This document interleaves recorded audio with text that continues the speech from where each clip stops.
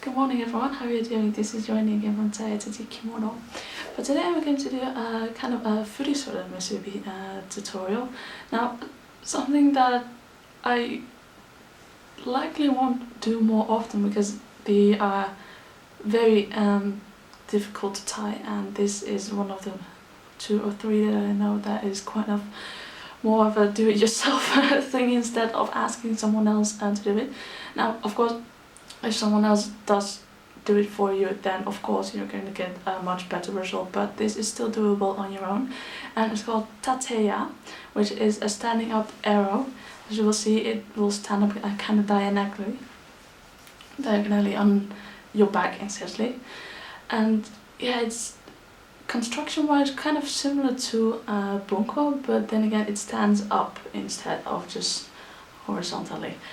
Then yeah, of course, what you'll be needing for today, before I forget, of course, your obi. Now you want to take one that is not too stiff and neither too supple, because you're going to need a somewhat sturdy obi for it, but it shouldn't be too soft or too stiff in such case. I just took this one. I've got a regular kimono on today because I just shot fitness photos, so I just keep on wearing this one. Then of course, obiage and the obimakura. Now what I did is I kind of tied them up with an elastic band. It's just easier to do, and yeah. Then something you might not have, but if you do, it's quite handy. This is a sanju himo. What that means, it's basically just a string, but in the middle it has 3 different elastic parts. And especially for Furisode musubi, this is quite handy to have. If you don't, then you can use obviously just a regular himo. 1 or 2 might do it. I got this one through Ichiroya. I just sent them an email because a friend had actually purchased them the same week. If you do want one, I suppose you can always ask them. Then of course, obita, with or without elastic, that's a personal thing. And lastly, an obijime, going to need that one. Now, why I chose purple, well, that was the first one I grabbed. So, grab your obi, put on your kimono, and let's go. Okay, it's safe for just speeding up a little bit. I just tied the obi already to this point. Now, you want to make the usual knot.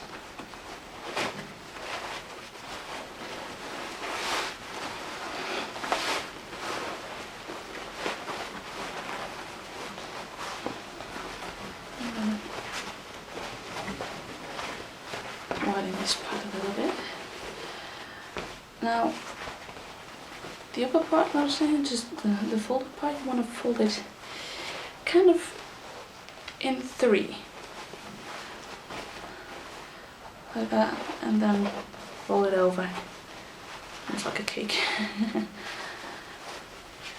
This part you will tuck in. Now, what you do want to do is kind of leave a part here. Just fold it like that. Be easier. Because it also provides a little bit of a wrist to support the obimakura on and the knot. Now you can tuck it in like that or just leave it, but I prefer to tuck it in. Now, if you do have one of those sanju himo, you might want to put it on now because it makes it a little bit easier. So I'll do that for now. If you're just using a regular koshi himo, you might want to skip this part.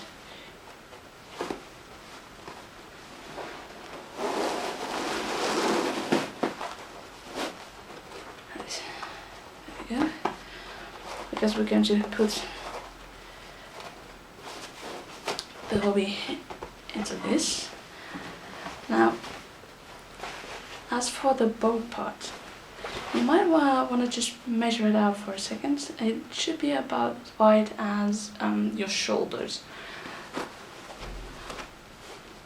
So for me that will be about this. And then just fold it in, fold the rest in, making kind of layers, so to say.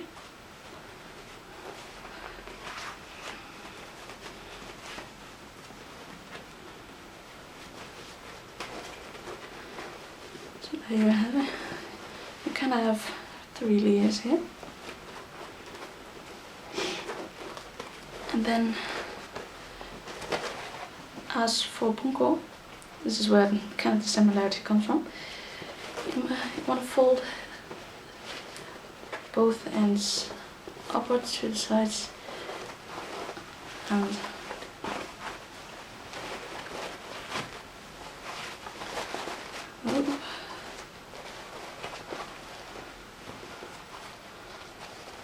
see, this is why I should do this more often.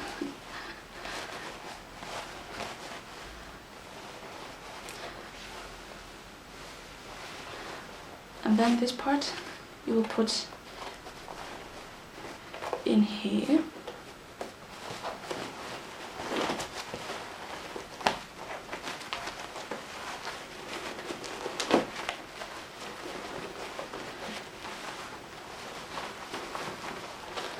It takes a bit of a figuring out how to do this. And how high. Now, the higher the better, usually.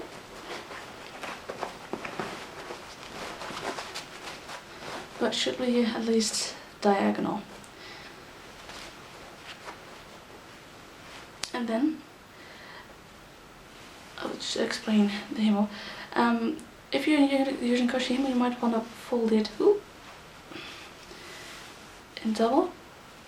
In half, I'd say, and then go it around like that, and then just pull it tight. Then you can wrap this around. And I just prefer to use a sanju himo because it's much sturdier. And then I'm going to take your obimakura. My neighbor's just passing by my window. And this you want to take both. You have 3 layers, and I'm going to put it in between them.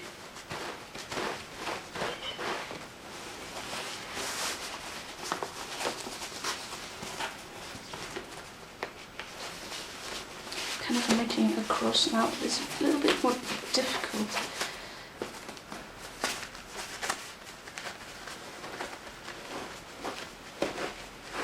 To do, but in the end it makes it much more sturdy.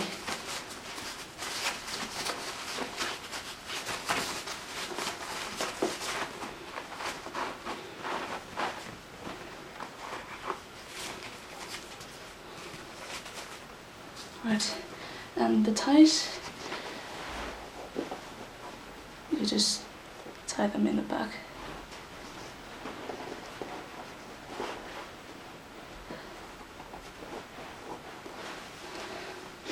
Without the sanju himo, you just put the obimakura where it sits.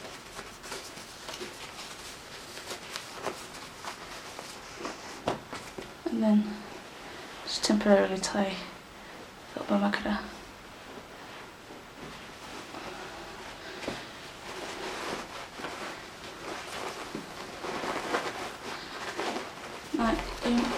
Might have shifted a little bit. That's okay. Just make sure it kind of keeps in check. Again, I'm not professional. I don't do this every day.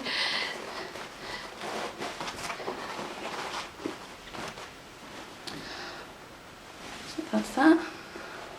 Then you're going to take out the part that you just put in.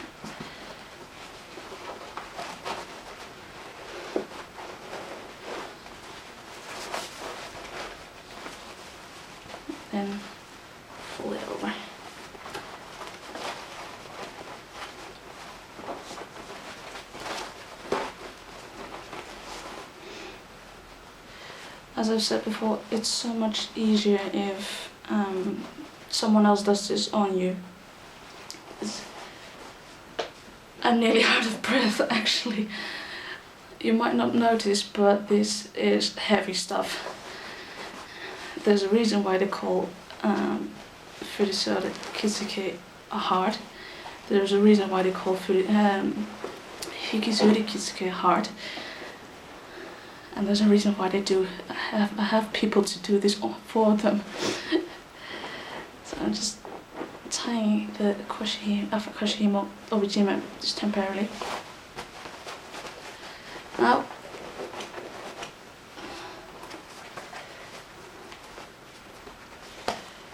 you might want to show if you use Sanjuhimo that ties aren't visible, and that's quite hard.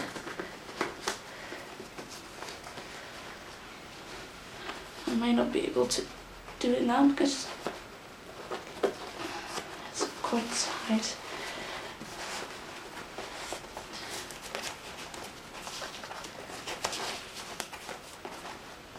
Got one part down, but not the other.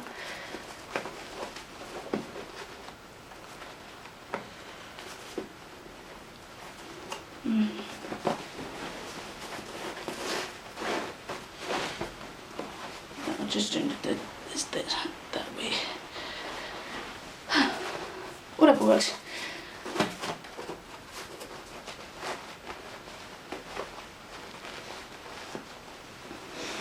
So this is what it kind of supposed to be looking like. I'm not very pleased with this result, but it should be doing for now. Okay. Nope. That's not what's supposed to be happening. Again, we're going to move Obi always to the right.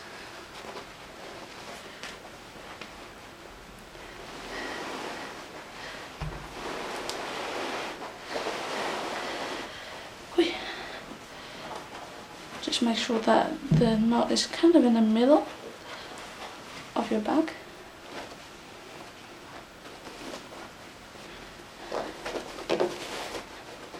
And then make sure all the ties are hidden from view. If you need to retie them, then of course you can, especially if you use a Koshihimo. You might want to retie them. Then we're going to then take the obimaku and slip it in.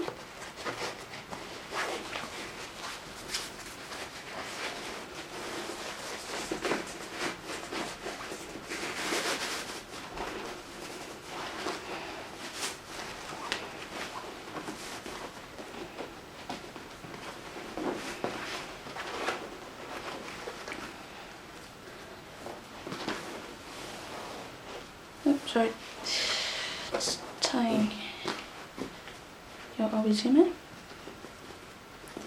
Now, if you have those fancy obijime, you can tie it however you want. Let's see, there's this one. And I'm off to tying the obiage. Doesn't want to cooperate with me. There we go.